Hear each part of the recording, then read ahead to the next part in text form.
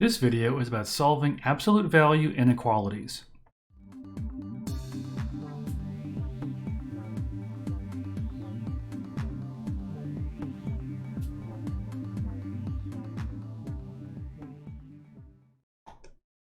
Absolute value inequalities come in basically two flavors. That is the inequality, well, I guess, first of all, it's possible. But secondly, it is a greater than or less than in the problem. So if we look at the top here, if I have a greater than symbol, my answer is going to have an or in it. It'll be disjunctive. But if I have a less than symbol, it's going to be a compound inequality for our answer. And we're really just going to be able to take our answer and plop it into one of those formats and pretty much just be done with it.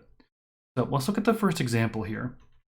This works just like it did with equations, except when we take our second equation with the negative solution, we're going to flip over our inequality sign. Let's start off by doing that. So this becomes two different inequalities. 1 minus k is less than or equal to 4, and 1 minus k is greater than or equal to negative 4. We're going to solve it just like we did with the equation. Now this one looks a little bit different because of the negative k. So I'm going to subtract the 1 away first. So minus 1 from both sides. And I get that negative k is less than or equal to 3. I can't have a negative over here. And when you divide or multiply by a negative in inequality, don't forget that inequality symbol flips over. So this really becomes k is greater than or equal to negative 3. Do the same thing for the other side.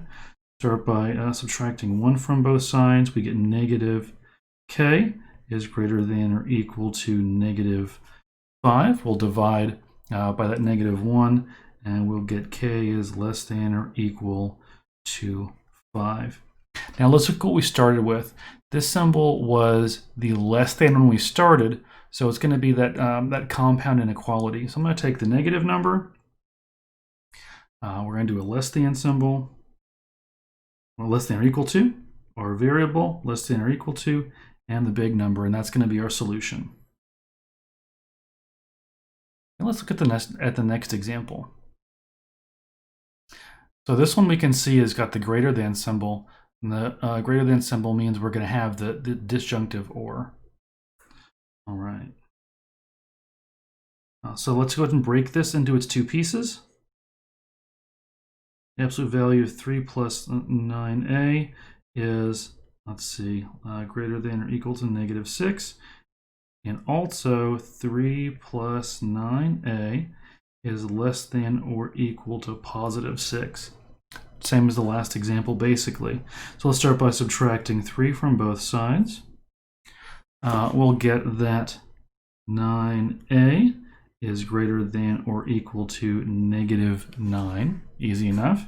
We divide both sides by 9. We get that a is greater than or equal to negative 1. So far, so good. On the other side, we're going to subtract the 3. We'll get that 9a is less than or equal to 3. Okay. Now we're going to divide by the 9. Don't let that freak you out too much. We get the a by itself. We keep the less than or equal to. 3 divided by 9, I'm going to reduce to 1/3. And we knew when we started from the symbol that this was going to be an or in the middle. And there's our answer. Here is another example. So in this one, I want to get the absolute value by itself before I start. And I'm going to do that by getting rid of my denominator. I'm going to go ahead and just multiply both sides of this inequality by the number 7.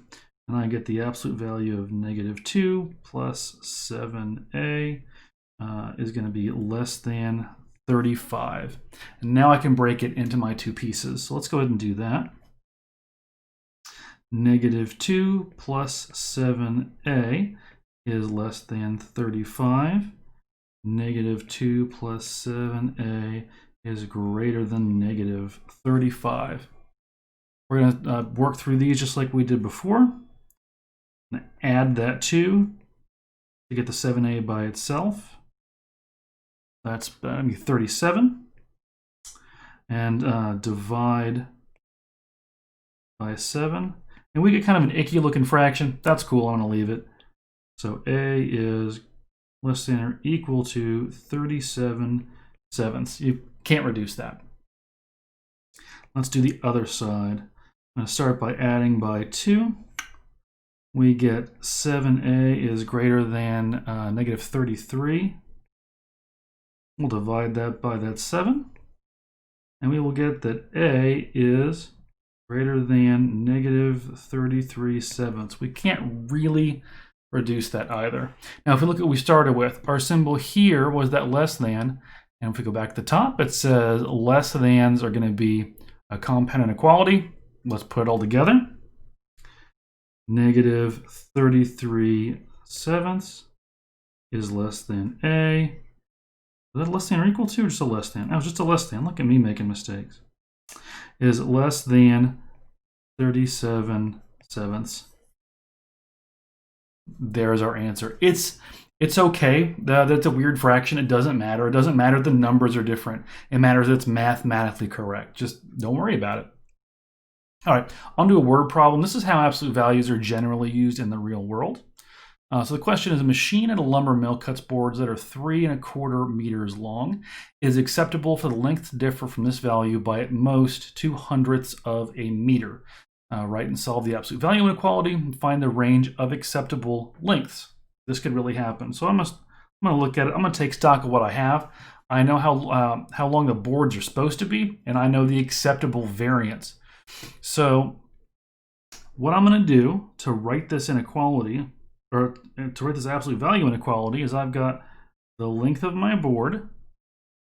If I take away the length it's supposed to be, which is 3.25, so this is my actual length versus my goal length. The difference has to be less than or equal to 0.02. So it says I can go either way, but the difference has to be less than 0.02 meters. So this is pretty straightforward to solve. We're going to do it just like the others. Break it into our 2 pieces. So the length minus 3.25 less than or equal to 0.02. And the length minus 3.25 greater than or equal to negative 0.02. So in this case, I've got decimals. It's cool if my answer is a decimal, if I work with decimals, because the problem already had them in it. So anyway, what I'm going to do, I'm just going to add that 0.325 to both sides. And I get that my length is going to be, let's see, less than or equal to 3.27. And for the other side, I'm going to do the same thing to get rid of that 3.25. And I get that the length has to be greater than or equal to 3.23. If we look at what we started with, this was that less than, so we're going to have the compound inequality. It's going to be between 2 things. So it'll be between 3.2, oops, that's not a 3, Mr. Clark. It'll be between 3.23 meters. Whoops, there we go. And 3.27 meters. And there's our solution. It's a lot easier than it looks. So to that, kind of as a bonus question, this wasn't really a superficial one, but I put it on here. Let's try a more complicated one that's got a lot of stuff going on, just so you can make sure that you understand how to deal with multiplication, with addition, with fractions, all that stuff being inside of one of these. I'm going to start off by isolating my absolute value. I'm going to do that by moving the constant 3 over first. So minus 3. I get 2 times the absolute value of x minus 7 over 2 is greater than 1. Okay, now what I want to do is divide by that 2 to get the absolute value by itself. This is I imagine where people start to get kind of panicky because of the fraction happening here. Divide by 2. And I get the absolute value of x minus 7 over 2 is greater than 1/2. All right, I know it's got fractions. Bear with me. Maybe it'll work out. I'm going to break this into its two pieces. X minus 7 over 2 is greater than 1/2. And also x minus 7 over 2 is less than negative 1/2. Do notice that this is going to be an or because we started off with that greater than. All right, so let's go ahead and work this out. Look, the denominators match, so I don't have to do too much work. So I'm just going to add 7 over 2 to both sides. 1/2 plus 7/2 is 8/2, or 8 over 2. And then 8 divided by 2, of course, is 4. That side worked out pretty nicely. The other side, let's add 7/2. Oops. My dyslexia is getting the best of me today. All right, 1/2. Negative 1/2 plus 7/2 would be 6/2, 6 over 2. And 6 over 2, 6 divided by 2 is, of course, 3. And there's our answer. So even if you see kind of a long question, if you bear with it and just take it one step at a time, usually they work out pretty nicely.